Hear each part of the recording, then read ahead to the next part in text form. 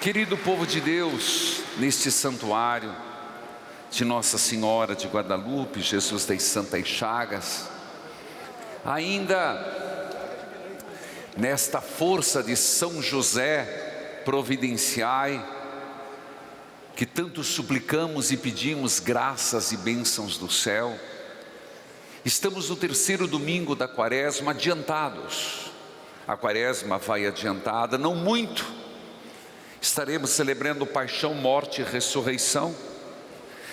Já nos antecede nos mercados os ovos de Páscoa, né? Bom, mas esse ano vai ser 100. Não dá nem para comprar o ovo caipira e nem de granja, vai comprar o ovo de chocolate, meu filho. Vai passar vontade mesmo. Então a celebração vai ter que ganhar outro sentido. Ou, brincadeiras à parte, voltar a fazer aquele ovo pintado e colocar amendoinzinho com açucarado. Tá bom demais, tá bom demais. É celebrar mesmo. Filhos queridos, a liturgia hoje, ela tem um recado muito importante para nós, mas ela não é tão fácil de compreender. Como diz Frei Carlos Mesters, às vezes a palavra é como um coco da Bahia, duro. Para que você bebe a água tem que quebrar. É difícil, não é? Mas depois, meu filho, você se saboreia, você se deleita com a água, se deleita com a carne do coco. Isso porque a gente tem que entrar no contexto. E vamos começar. Por que essa primeira leitura? Essa primeira leitura do livro do Êxodo, que nos mostra Moisés, a vocação de Moisés. Mas por que aparecer aqui? Guarde essa informação, nós voltaremos a ela. Mas a primeira leitura é Moisés, já estando com o seu sogro, casado, depois de ter feito um assassinato no Egito, quando viu uma violência, não aceitou a violência do egípcio ao hebreu, assassinou, fugiu, e agora Deus o escolhe para voltar.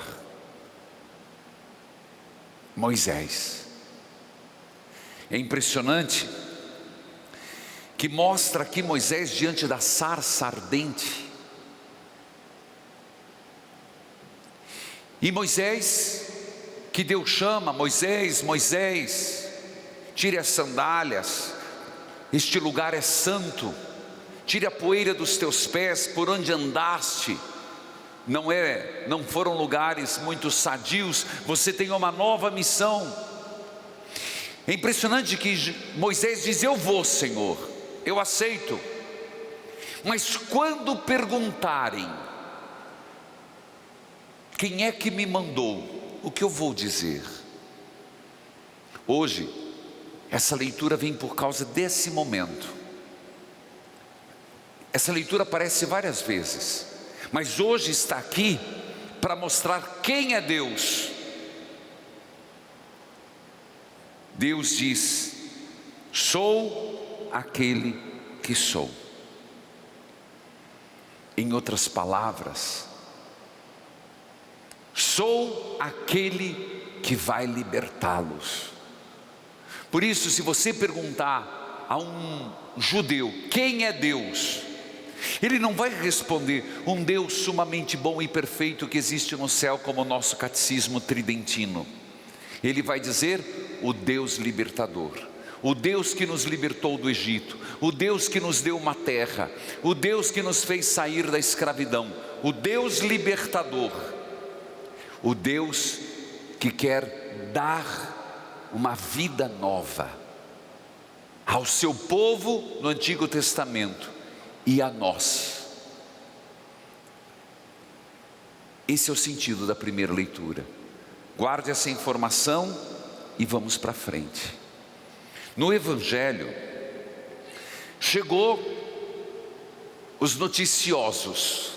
Tem gente que adora contar notícia, né? Você se ficou sabendo do que aconteceu lá no Guadalupe? Nossa, tinha policial lá de tudo que é lado. Você ficou sabendo? Tem gente que adora. E chegou para Jesus estes jornais ambulantes e falantes. E chegaram para Jesus, a rádio patrulha, e disse assim: escuta aqui, Jesus, você está sabendo das notícias? Você está desatualizado. Olha lá, Jesus. Ficou sabendo que os galileus da tua terra, Jesus era galileu, estavam subindo para Jerusalém, provavelmente para a festa da Páscoa. E de repente teve um atrito com os soldados romanos, e Pilatos não só os matou, como pegou o sangue deles e misturou com dos sacrifícios que ofereciam. Pilatos era terrível. O povo também não era fácil. Pilatos, o que condenou Jesus, ele fica lá que lavou a mão, tinha medo de Jesus, não tinha nada, ele era um crápula. Tanto que, e também o povo não era fácil, tanto que no dia da Páscoa era comum ter rebelião. Por quê? Porque você tem que entender que o judeu, lembra da primeira leitura, eles acreditavam, nós somos libertos, Deus nos libertou, como é que nós estamos agora sob o jugo de Roma? Pilatos, sabiamente, ele vinha a Jerusalém e qualquer rebelião ele esmagava. Num desses momentos mandou matar Jesus. Mas antes, certos galileus estavam subindo da Galileia. O evangelho de hoje devem ter tido um atrito com os soldados. Pilatos mandou matá-los, pegar o sangue misturado com o sacrifício e oferecer aos deuses. E eles contaram isso esperando que Jesus pronunciasse uma palavra indevida. Para quê? Suscitar rebelião. Quem é Deus? O libertador. Primeira leitura. Quem é Deus? Que libertou da escravidão. Quem é Deus? Aquele que nos tirou do Egito, que colocou Moisés contra o faraó. Jesus. Mataram os galileus. E o que eles queriam? Fala alguma coisa, Jesus. Manda o povo pegar armas, manda se rebelar. É agora, Senhor. Compreende a intenção? Jesus sabe que não adianta mudar o governante se mudar as estruturas. Entra um, sai outro e repete as mesmas coisas, meu irmão. É ou não é assim? É a mesma coisa que você, quem gosta de teatro, tem uma cena bonita, uma peça. Essa peça é uma peça que tem um conteúdo impróprio. E você fala, não gostei, esse ator, e toca o artista. E não muda o conteúdo. Pode colocar o melhor ator, a melhor atriz, se não mudar o texto, a peça será a mesma, só interpretada por pessoas diferentes. Jesus entende isso, e nesse momento o que diz nosso Senhor, Ele não foge do assunto, Ele apenas diz algo que a gente pensa. Vocês acham que aqueles que foram mortos galileus, ou aqueles outros 18, já emendo, que a segunda notícia do rádio fofoca chegou para Jesus. 12 morreram na torre de Siloé, provavelmente fazendo um arqueduto, desabou e morreram. Jesus diz, vocês acham que estes são mais pecadores do que os outros? É uma pergunta que às vezes nós temos que nos fazer. Por quê? Às vezes nós achamos sempre assim, se há pecado, há castigo, a pessoa que temos que cuidar. E se não é Deus, Deus é libertador. E não é porque a pessoa sofre ou morre prematuramente que ela é pecadora. Não é porque uma pessoa teve problemas na vida, tragédias, que ela é mais pecadora do que eu. Não.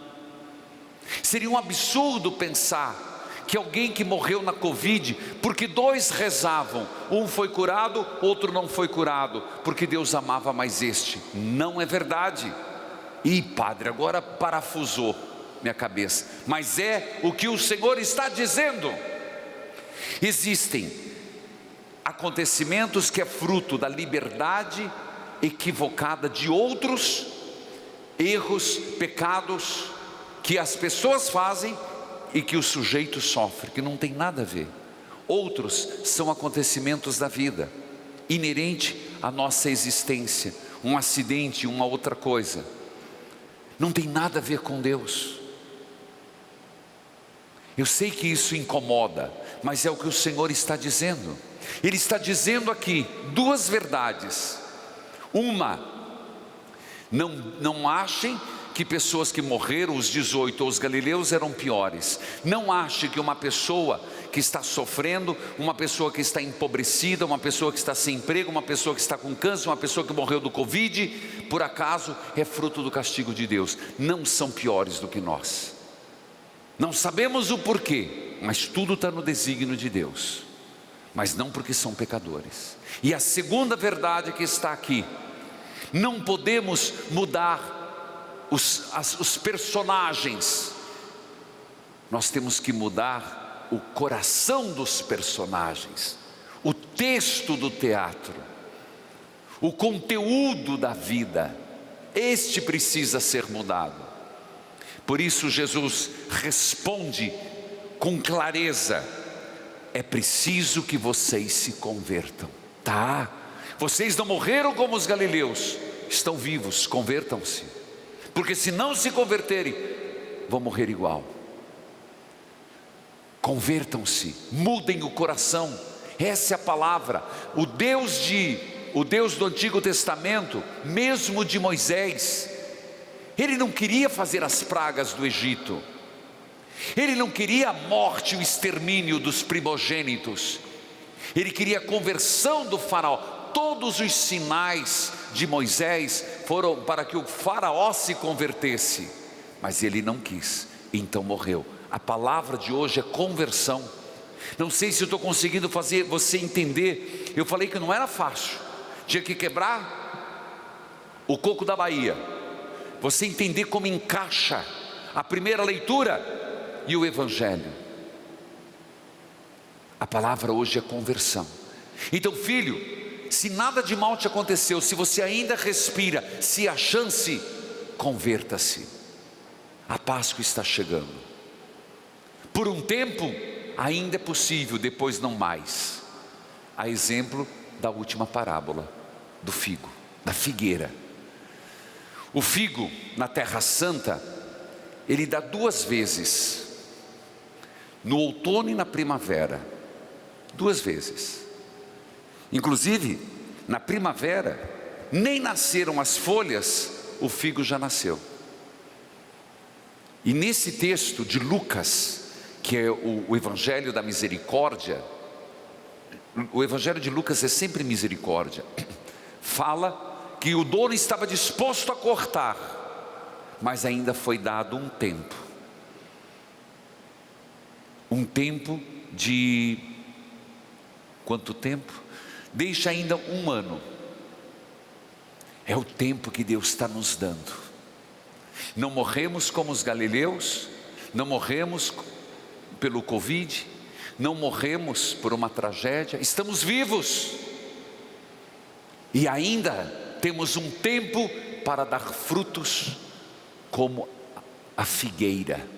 E o judeu tinha paixão por figo, até hoje, que é o fruto delicioso e abençoado, é um dos frutos divinos. E aí, meus irmãos, fecha-se com a segunda leitura, neste 3º domingo do Advento, da Quaresma. Deus é libertador, e Ele queria libertar não só o povo, inclusive o faraó. Jesus dizendo, é preciso se converter. E ao mesmo tempo, a segunda leitura dizendo, não se iludam. Aqui é forte. Se até agora era complicado, agora está escancarado. Atenção, não se iludam. Diz aos judeus e a nós: muitos estavam com Moisés, muitos saíram do Egito, ficaram 40 anos com Moisés, beberam da água, comeram do maná, comeram codornizes, passaram pelo Mar Vermelho, mas nem todos chegaram à terra prometida, porque tinham tudo, mas não se converteram. O tempo e os sinais de Deus não os fizeram mudar de coração. Voltaram à minha analogia, a repetir a peça, o teatro, a história do faraó. Para nós cristãos é claríssimo. Nós, meus irmãos, seguimos Jesus, o novo Moisés. Nós, meus irmãos, eles foram batizados ao passar pelo Mar Vermelho. Nós, por Jesus, fomos batizados das águas, onde todos nós fomos submergidos e renascidos. Eles comeram o mesmo alimento espiritual, a mesma bebida espiritual. Nós comemos do corpo de Cristo e do sangue de Cristo. Eles bebiam do rochedo espiritual. Nós somos chamados a beber da fonte salvadora que brotou do coração do Cristo, água e sangue.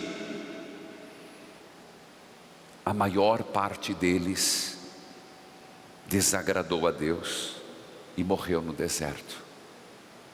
Nós, não é pelo simples fato de sermos batizados, não é pelo só fato de comermos do sangue e comermos da carne e bebermos do sangue, não só pelo fato de ouvirmos a palavra que temos a garantia da vida eterna.